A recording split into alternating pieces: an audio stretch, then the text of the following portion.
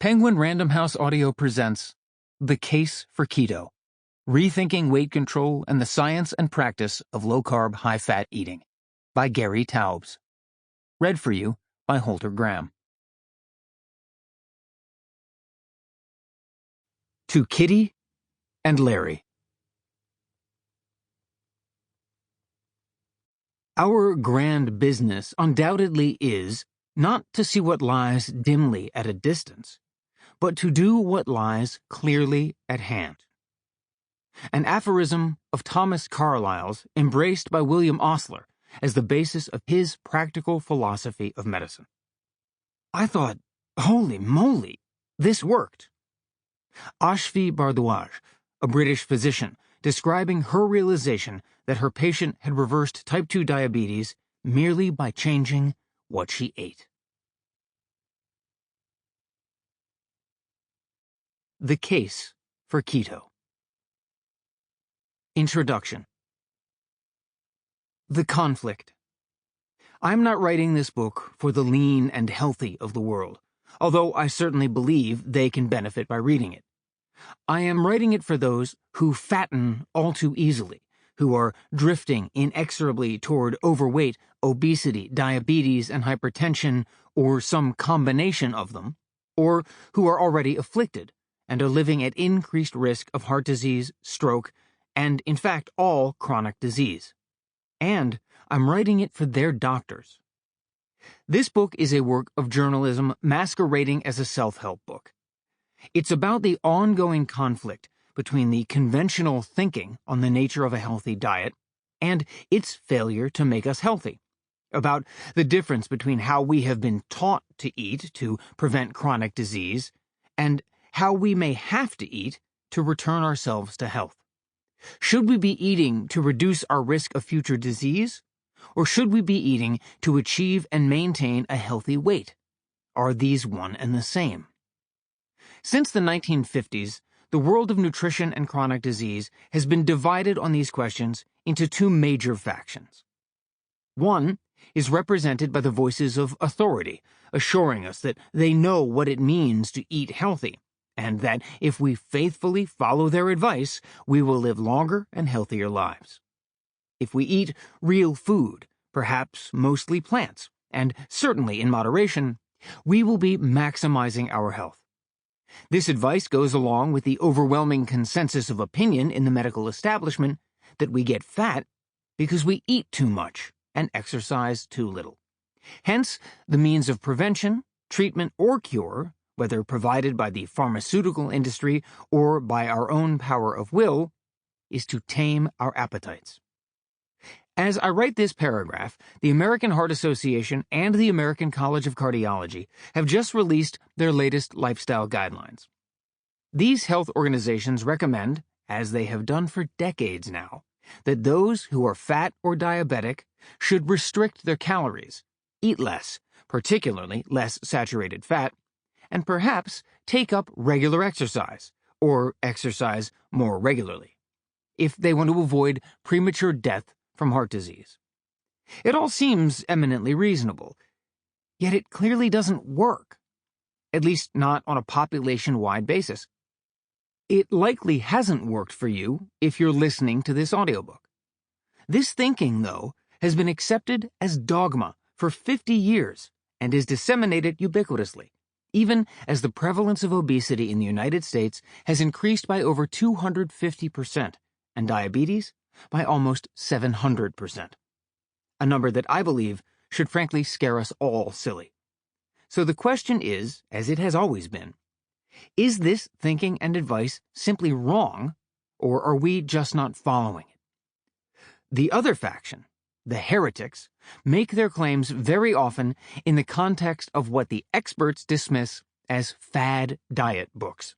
These books offer up a very different proposition from the conventional thinking on healthy eating.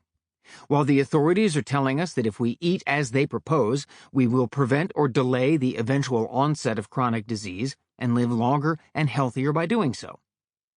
These diet book doctors are claiming to be able to reverse chronic disease, including obesity, rather than prevent it.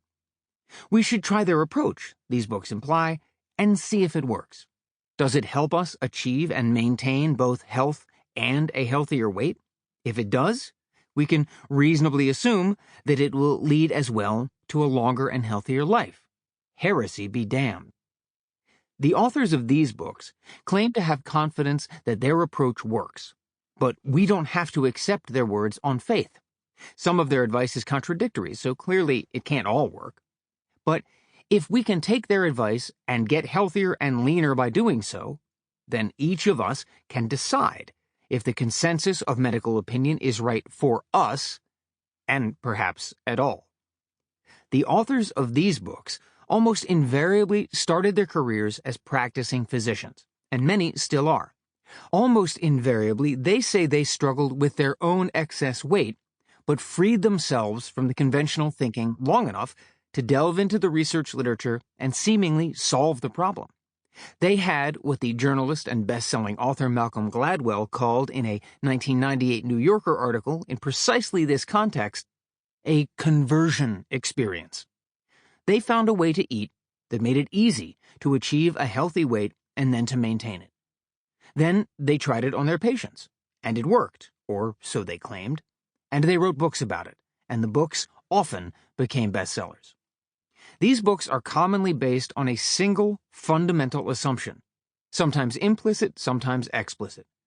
We get fat, not because we eat too much, but because we eat carbohydrate-rich foods and drink carbohydrate-rich beverages.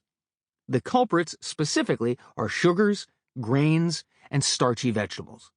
For those who fatten easily, these carbohydrates are the reason they do. One powerful implication of these diet books is that obesity is caused not by eating too much, but by a hormonal imbalance in the body that eating these carbohydrate-rich foods triggers. It's a very different way of thinking about why we accumulate excess fat. It demands a very different approach to prevention and treatment. Many, if not most, of the popular best-selling diets of the past 40 years, Atkins, Keto, Paleo, South Beach, Dukan, Protein Power, Sugar Busters, Whole30, Wheat Belly, and Grain Brain, are or at least include variations on this simple theme. Specific carbohydrate-rich foods create a hormonal milieu in the human body that works to trap calories as fat rather than burn them for fuel.